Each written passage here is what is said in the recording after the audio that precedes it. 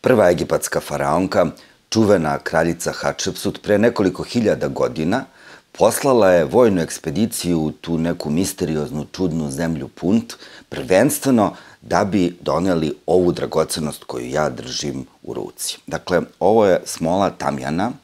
smola koja se dobija iz drveća roda Bosfelija, koja se obilato koristila kao parfem, ali i kao sveta biljka, sveta smola u egipatskim hramovima, kasnije u grčkim i u rimskim, ali i u hrišćanskim, jevrejskim i muslimanskim, ne bez razloga, jer ova smola i ovaj miris koji tamjan ima deluju tako što nas smiruju, uvode u jedno meditativno raspoloženje i produbljuju nam dah.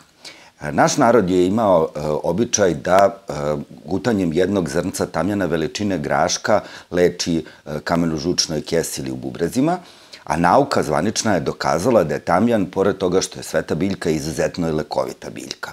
On se koristi kao veoma dobro sredstvo za lečenje različitih upalnih procesa u organizmu. Tu prvenstveno mislim na upalne procese u zglobovima, ali i u kostima i mišićima, dakle artritis. On deluje jako dobro i povoljno na sindrom nervoznih creva, ulcerozni kolitis i upalne procese koji se dešavaju u našim organima za varenje. Deluje jako dobro i na naš respiratorni trakt i pluća. Međutim, kada koristite tamjan ovako u ovom izvornom obliku smole,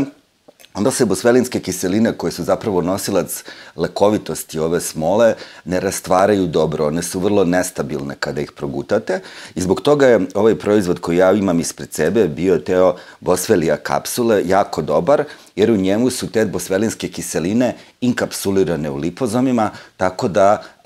odlaze baš tamo gde treba, u količini u kojoj treba da odlaze. Jako je važno napomenuti da u ovoj kutijici imate 30 kapsula, to vam je dovoljno za mesec dana, pije se jedna kapsula dnevno i uz pomoć tamjana na taj način postajete ili ostajete zdravi.